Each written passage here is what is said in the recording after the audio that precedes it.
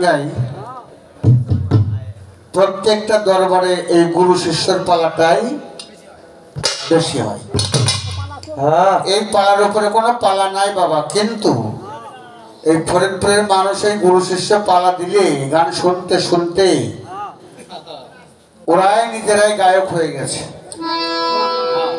যার কারণে এই পালা দিলে এখন রাত বাজে 12:30 পৌনে 1টা, মানুষ গেছে মানে মাইকালান আমরা কয়জন আর আপনারা কয়জন, তো পিছনে বসা আছে, একটু সামনে এসে বসলে দলটা একটু ভারী হতো, একটু গান করেও মজা পাইতাম।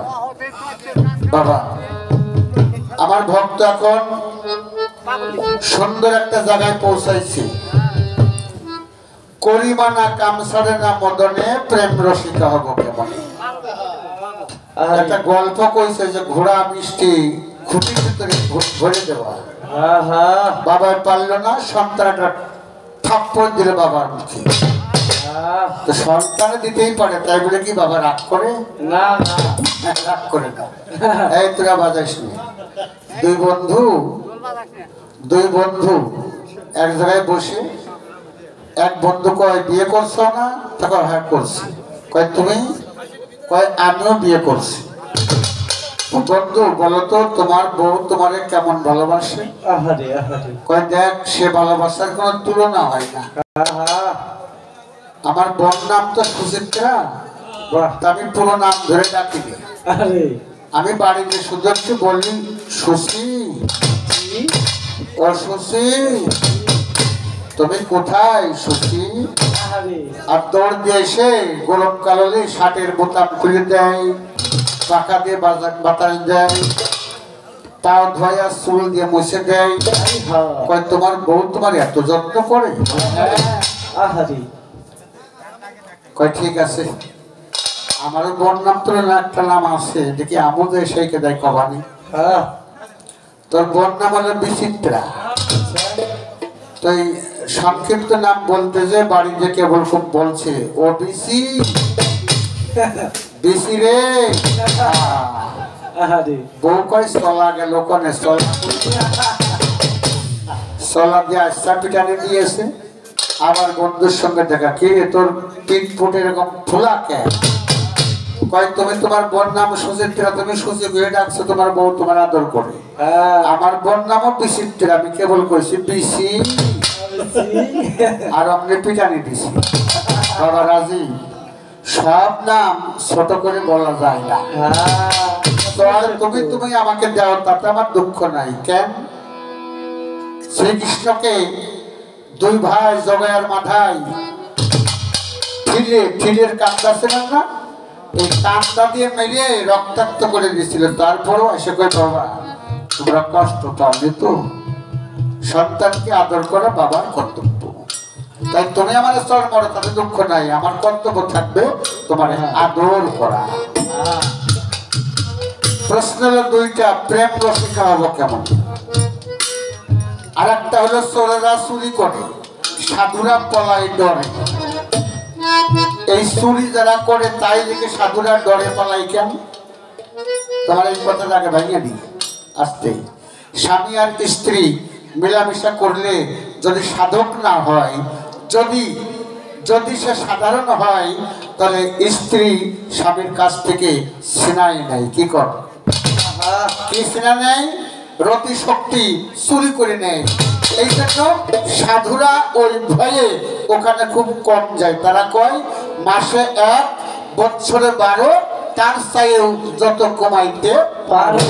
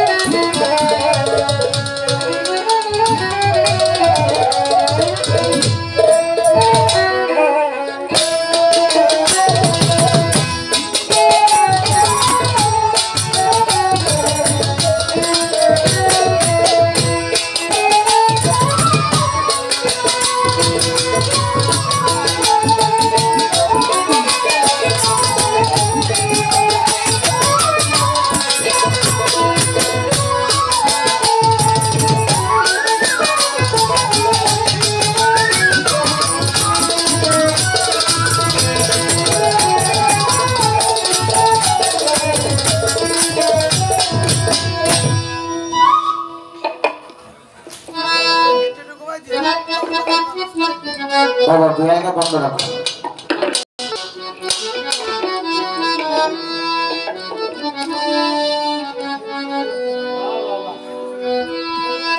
দেহের মধ্যে 10টা ইন্দ্র আছে, সেটাকে সে সাধন করতে পারে না, বশ করতে পারে না, তাদের কথাই সে চলে, এই জন্য সে শিষ্য। আর আমি এগুলা বশ করেছি, যার কারণে আমি গুরু। বাহ, কঠিন কথা, কঠিন। এই যে আ কাটা আর কাটা, এই প্রশ্নটা করার উদ্দেশ্য আমার একই ছিল যে কাটলেই তাকে মুসলমান বলা যাবে না। সার সংক্ষেপ, এক কথাই শেষ। এবার করিমানা কাম ছাড়ে না মতো। বাবা এ জায়গাটা আবার একটু কঠিন জায়গা। এ জায়গায় সাধন না শিখলে ওখানে কারোরই কোনো ক্ষমতা নাই নিজেকে নিজে বাঁচিয়ে আসা। তাই এখানে দাঁড়িয়ে লালন শাহর গানের পিছনে লালন শাহ তার জবাবে কি বলেছেন একটু গাইলে বুঝতে পারি।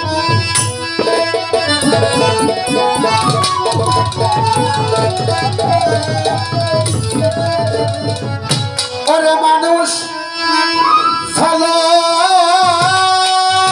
দিবে রূপ নিহারে,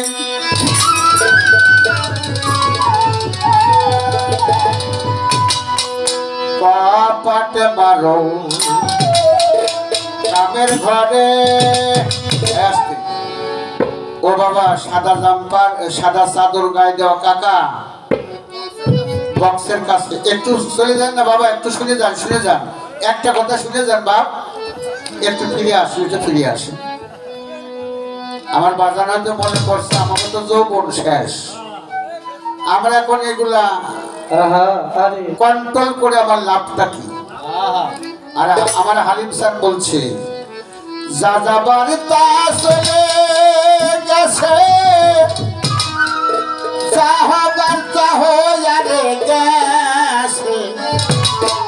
এখন যাই আছে তাই রক্ষা করো ভাই, সারা তোর কোন উপায় না।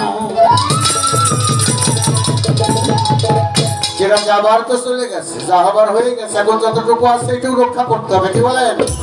তাই তো লালন শাহ বলছে মানুষ ঝলক দিবে রূপ নিহারে, ঝলক দিবে রূপ নিহারে, মানুষ ঝলক দিবে রূপ নিহারে, কপাটে মারো কামের ঘরে, কপাটে মারো কামের ঘরে, মানুষ ঝলক দিবে রূপ নিহারে, মানুষ ঝলক দিবে রূপ নিহারে, কপাটে মারো কামের ঘরে, কপাটে মারো কামের ঘরে।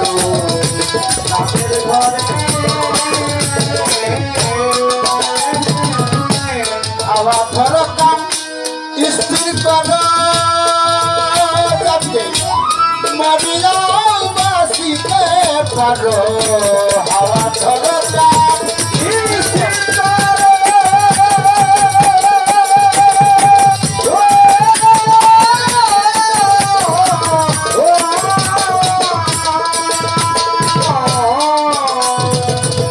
যাতে মরিয়া বাঁচিতে পারো। মরণেরই আগে মারো, মরণেরই আগে মারো, মরণেরই আগে মারো, দেখে সবই চলা তোমার কাছে। আর মরণেরই আগে মারো, শেষে সবই চলা তোমার কাছে। মরণেরই আগে মারো, দেখে সবই চলা তোমার কাছে।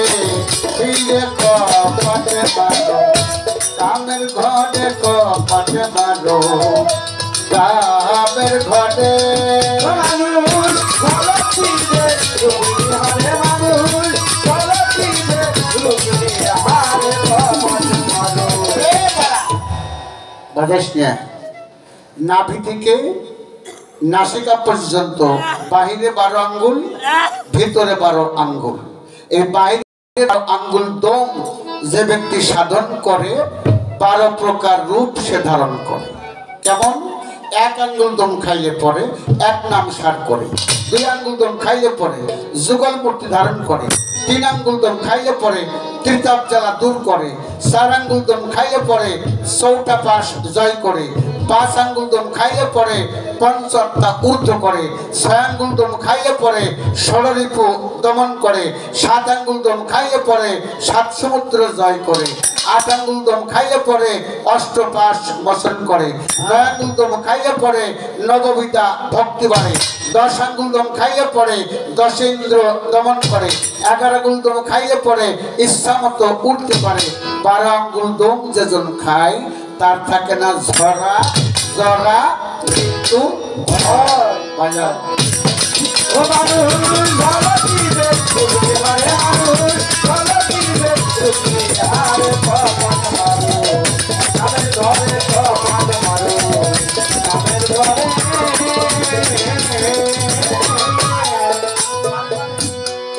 বারে বারে করি মানা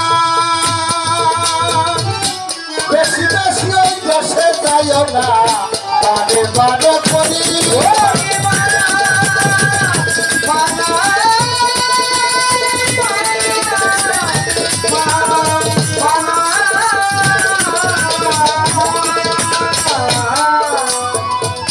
ওই দেশে আর যাবে দেখো পেটের ভাগে দিয়া পেটের ঘরে পেটের ঘরে দিয়া না সাধই উঠো তবে একা একা সম্ভব না স্ত্রীকে স্ত্রী রূপে না রেখে তাকে সহধর্মিণী বানানো আপনি যেখানে মুরিদ হয়েছেন আপনার স্ত্রীকেও ওখানে মুরিদ করেন তবেই সে দুইজনা মিলেই বাঁচতে পারবেন তাছাড়া একজন মুরিদ হয়েছে আর একজন হয় না তাহলে বাঁচার কোনো ক্ষমতা নাই আমার স্বাস্থ্য ভাই তার স্ত্রীর কাছে কয় আমি তো মুরিদ হয়েছি তোমারও হওয়া লাগবে আমার ভাবিরে কয় তোমারও মুরিদ হওয়া লাগবে স্ত্রী কয় কেন তুমি তো আমার স্বামী তুমি তো আমার গুরু বলে কেমনে বলে তোমার গুরু বাড়ি থেকে যা শুনবা আসে আসে আমার কাছে তাই কবা বাইরে গেল দুজনের পাল্লা আমারে ডাক দিল গেলাম কি ভাই কি হয়েছে কয় তোর ভাবি মুরিদ হবে না আমি নাকি ওনার গুরু আমি বললাম ভাই আপনি আপনার গুরুরে কি কয়ে ডাকেন কয় আব্বাও কই বাজানো কই আমার ভাবির কাছে কই ও ভাবি আপনার স্বামী যদি গুরু হয় আপনি কি কয়ে ডাকবেন কয় দূর তোমরা যা কথা কম নিয়ে যাবে বাবা প্লেট এক কান পরিষ্কার আর এক কান অপবিত্র এক প্লেটে ভাত খাওয়া চাই কিন্তু আর এক কানে যায় না কারণ লালন শাহ বলেছেন পরের দ্রব্য পরনারী হরণ করো নাই পরনারীটা কি অর্থাৎ আমি বাদ হয়েছি কিন্তু আমার স্ত্রী হয় নাই ওটা আমার পরই থেকে গেল যত আমি কালেমা পড়ে বিয়ে করি না কেন ওটা আমার পরই থেকে গেল যখন আমার স্ত্রী এবং আমি একই জায়গায় বাদ হয়েছি মুরিদ হয়েছি তখন আমরা দুজনাই হয়ে গেলাম ধর্মের অঙ্গের সহধর্মীর কপাট মারো কামের ঘরে হাওয়া ধরো কাম স্থির করো যেমন উপরে আছে 7টা দরজা নিচে আছে 2টা দরজা উপরে 7টা দরজা আপনি 2 হাতের 10 আঙ্গুল দিয়ে বন্ধ করবেন নিচের 2 দরজা পাও দ্বারা বন্ধ করবেন কেমনে করবেন এটা আমি বলবো না এটা যার যার পীরের কাছ থেকে জেনে নিন কারণ সব কথা সব জায়গায় বলা যায় না এবার উপরে 7টা দরজা বন্ধ হয়ে গেলে একটা দরজা খুলে ওই দরজার থেকে আপনি দম কষে বসেন। 1 থেকে 5 বার দম কষে বসলে আপনার ভিতরে যে গাড়িটা ছিল ওই গাড়িটা আধারাঙ্গুজ্জে দ্বারা শতদল সহস্রদল পথে তখন সহস্রারে উঠে যাবে। এবার সারা রাত গাড়ি চালাবেন, আপনার গাড়ি আর অ্যাক্সিডেন্ট হবে না। তো বাবা রাজীব, যদি কিছু মনে না করো বাবা, একটা কথা কই, বলবো বাবা। বাবা, আমার জানা মতে বাংলাদেশে কয়েকজন শিল্পী শিক্ষিত আছে, গ্রাজুয়েট ম্যান আছে। তার ভিতরে আমি গ্রাজুয়েট না, তবে ডিগ্রি ভর্তি হয়েছিলাম, আমি পাস করতে পারি না, আমি ইন্টার পাস। তবে গ্রাজুয়েটের ভিতরে তুমি একজন আছো বাবা। বাজাস রে টাকটুক করিয়েই যায়। তোর খাইস তুমি একটু গান খাওয়াতে বাবা রাজীব। সেই বন্দনার থেকে শুরু করে এ পর্যন্ত যতগুলো গান তুমি গাইছো সবই খাতা দেখে গাচ্ছ, একটা মুখস্থ গান তুমি গাও নাই। আমার কষ্ট লাগে। এটা হলো এক্সামিনেশনের স্টেজ, কি কর, এটা হলো পরীক্ষার জায়গা। আমরা পরীক্ষা দিতে যাই যদি খাতাপত্র দেখে দেখি তাহলে এক্সপেলড হবে না, বাতিল বয়কট হয়ে যাবে। তো বাবা, গান বাজনা খাতা থেকে শিক্ষা বাড়ি, আর এ জায়গায় এসে মুখস্থ বিদ্যুতে গায়ে যাওয়া, গান গাতেও মজা লাগবে, কইতেও মজা লাগবে, বাঁধবে না। কিন্তু তোমার থেকে বয়স তোমার মনে হয় কমপক্ষে 12-13 বছর বেশি হবে। আমার এই 60 বছর প্লাস চলছে, 61 বছরে পড়েছি। আমার গানের বয়স চলছে এই 48। আল্লাহর রহমতে এইভাবেই গাইতেই থাকবো। যদি দয়াল কোনো সমস্যা না ঘটায়। বাজাও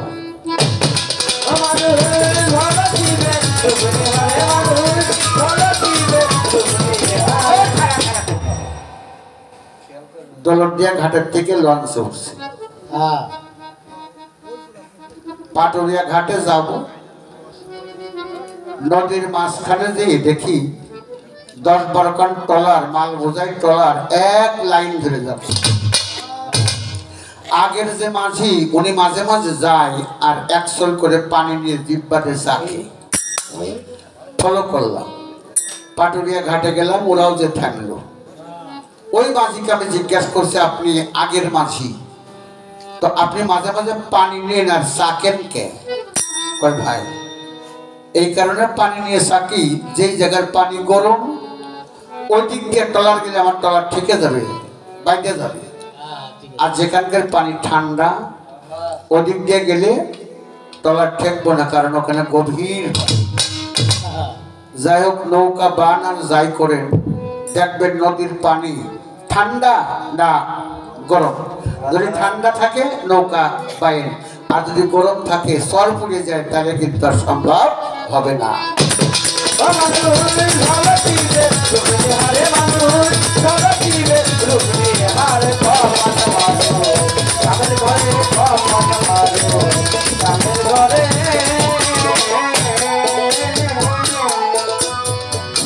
জানো না মন পারাহীন গল্প,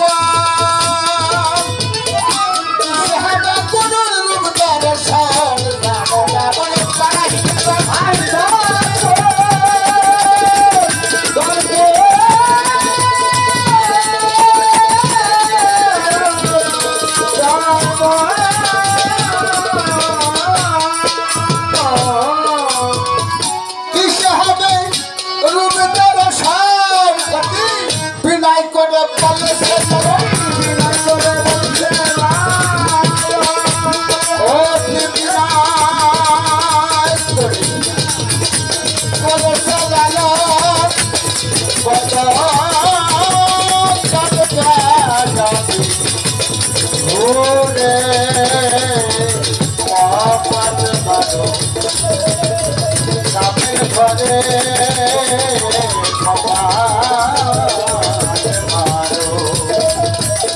কাবের ঘটে।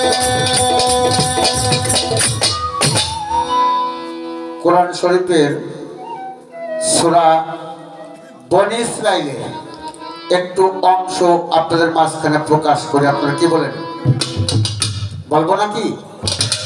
বিরক্ত হচ্ছে না তো? আপনারা বিরক্ত হচ্ছেন না তো? সূরা বনী ইসরাঈলের মধ্যে আল্লাহ ঘোষণা করলেন, মুসা নবীকে কয়, আল্লাহ কয় কি কয়, ও মুসা তোমার গোষ্ঠীদেরকে বলো তারা যেন গরু জবাই করে খায়। মুসা নবী কয়, আল্লাহ সেই গরু কেমন গরু? আল্লাহ কয় সেই গরু ছোটও না, সেই গরু বড়ও না, ও শেষ কাজ করে নাই, কৃষি কাজের উপযুক্ত হয় নাই, তার রং হবে তীব্র হলুদ বর্ণের গরু। হলুদ বর্ণের গরু দেখছেন আপনারা জীবনে?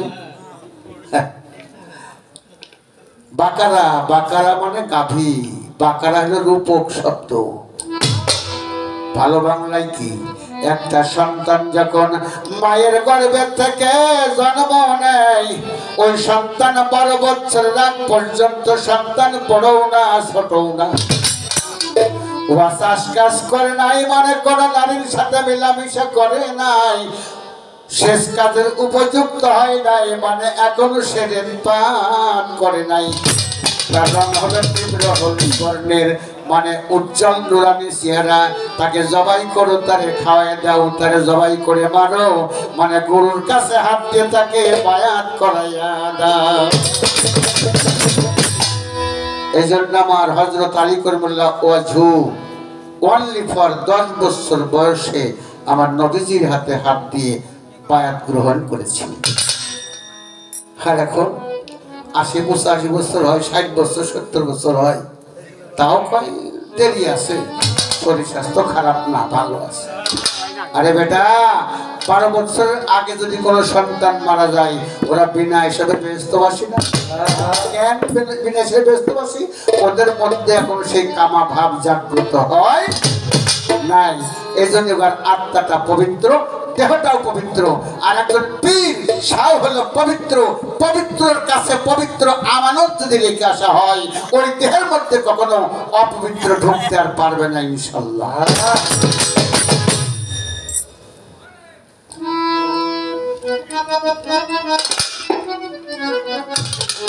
আসতে তোরা তো পাগল হয়ে গেছিস বাজানোর জন্য নাকি? বাজাইলেই তো পয়সা, তোরা তো সেই চিন্তা। আর আমাকে চিন্তা কি করে লোকজন ধরে রাখবো নাকি? কর যারা গেছে গেছে গেছেই, যারা গেছে গেছে গেছেই। আমেরিকার থেকে স্বামী স্ত্রী বেড়াতে আসছে বাংলাদেশে, ঢাকার থেকে নামছে, তো ওরা আদো আদো বাংলা করতে পারে। তো ঢাকার থেকে নেমে, এয়ারপোর্ট থেকে নেমে প্রায় গাবতলী আসার পাশাপাশি একজন মধু, চাকের মধু বেশি বেড়াচ্ছে, বলছে চাই মধু, চাকের মধু, সুন্দর মধু, মধু চাই মধু।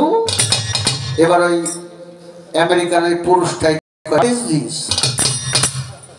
কি মধুওয়ালাও শিক্ষিত ছিল, কয় দিস ইজ হানি। হানি মানে মধু। আমেরিকানটাই কয় সুইটস মানে মিষ্টি। উনি কয় যে ভেরি ভেরি সুইট।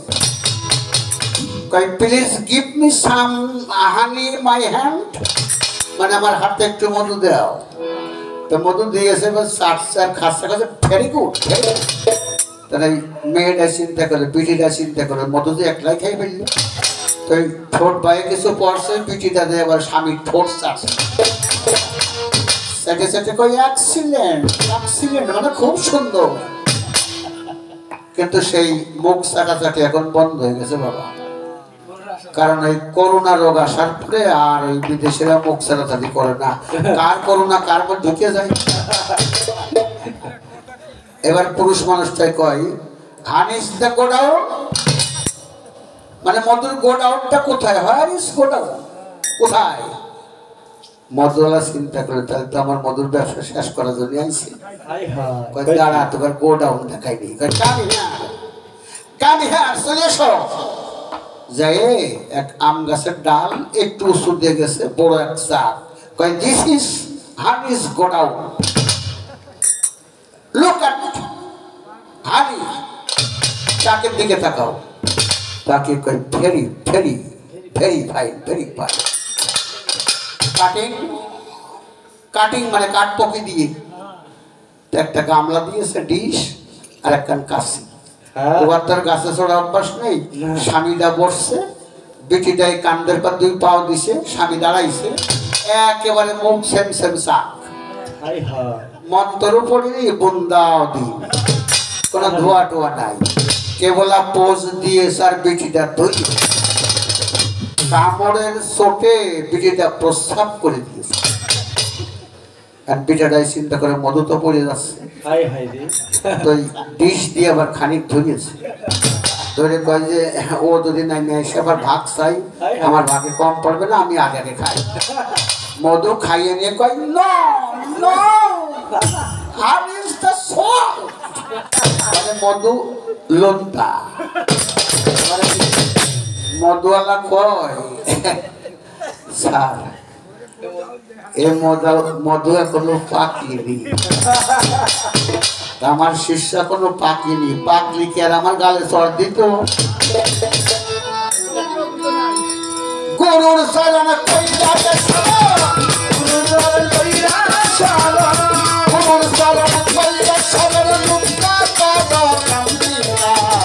সাধু গন্ধে আমার মনা, সাধু গন্ধে যাবি করি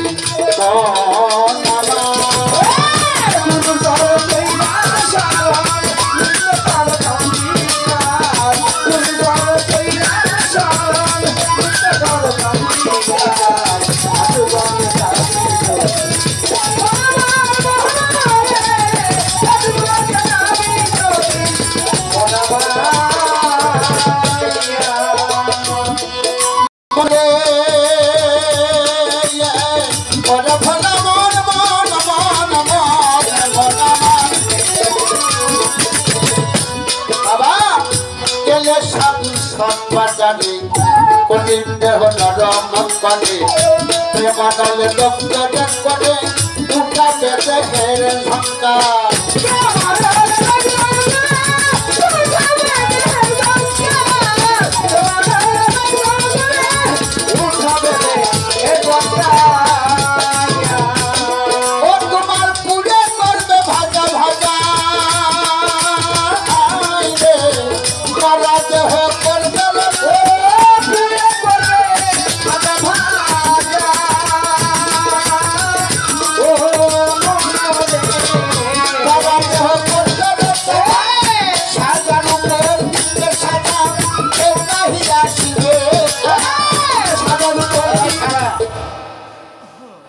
আপনারা ইট ভাটায় ইট দেখছেন না?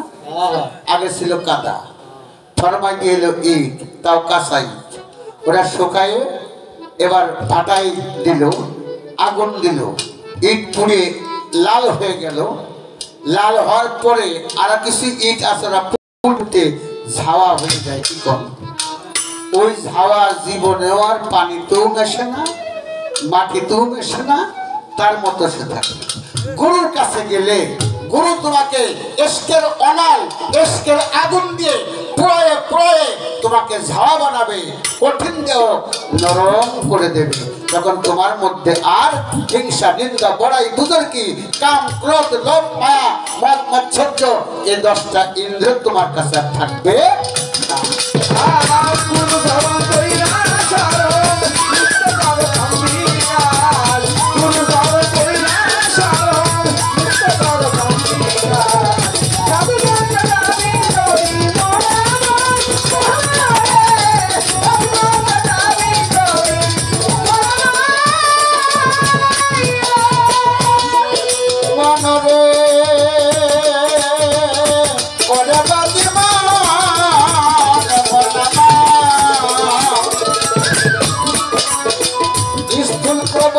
পিতা মাতা তার সাথে ভজন বৃথা, সাধকে সাথিয়া রাস্তা করে নিল পরিষ্কার, সাধকের সাথে রাস্তা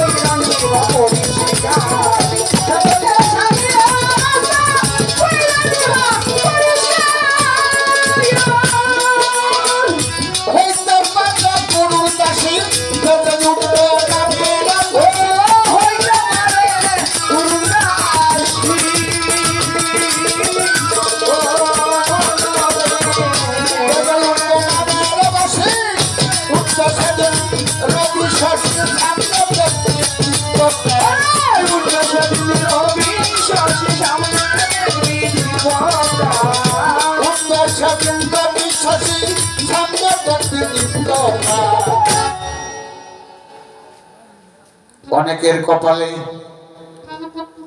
দাগ পড়ে গেছে কি কর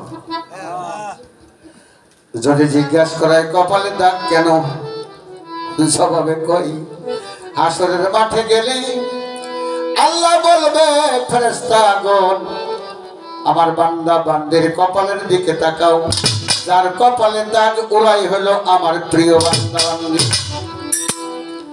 এমন তো কথা ছিল না হাদিস বুখারী শরীফ প্রথম খণ্ডের মধ্যে লাগছে আমার দয়াল নবী বলছেন নামাজ পড়বার সময় এমন ভাবে সিজদা দাও তোমার কপাল আর জমিন এর মাঝখানে যেন একটা পিপিলিকাও পড়ে মারা না যায়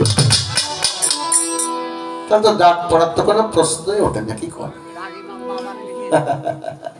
আসলে ওই দাগ কিন্তু আসল দাগ না আসল দাগ কোনটা আল্লাহ বলবে ফেরেশতাগণ আমার বান্দা বান্দির কপালের দিকে তাকাও যার কপালে নূরের ফোয়ারা ঝলক দিচ্ছে ওরাই হলো প্রিয় বান্দা বান্দি কারণ আমার আমানতি বস্তু ওরা খেয়ানত করে না বাজাও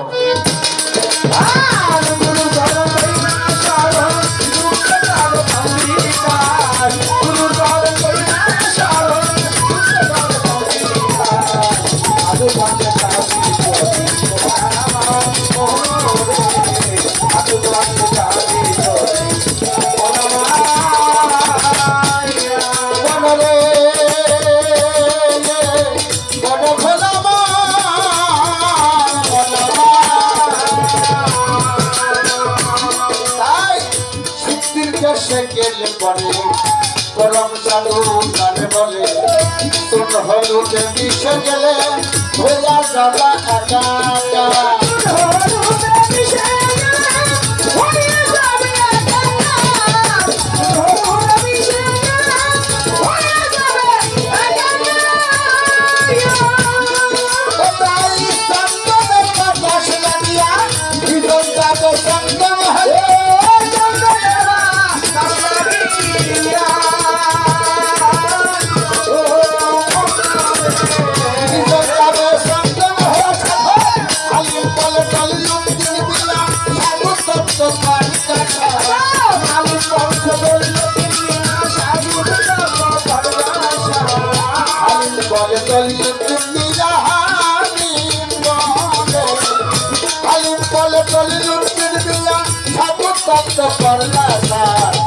সাধু গঞ্জে যাবে মনামান মনামান সাধু গঞ্জে যাবে যদি মনামান গুরু চরণ শরণ মৃত্যু করে কবিতার গুরু চরণ শরণ মৃত্যু করে কবিতার সাধু গঞ্জে যাবে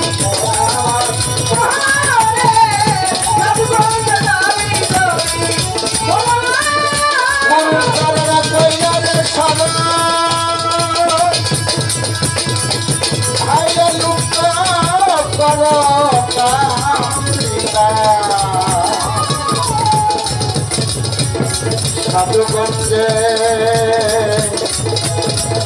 যাবি যদি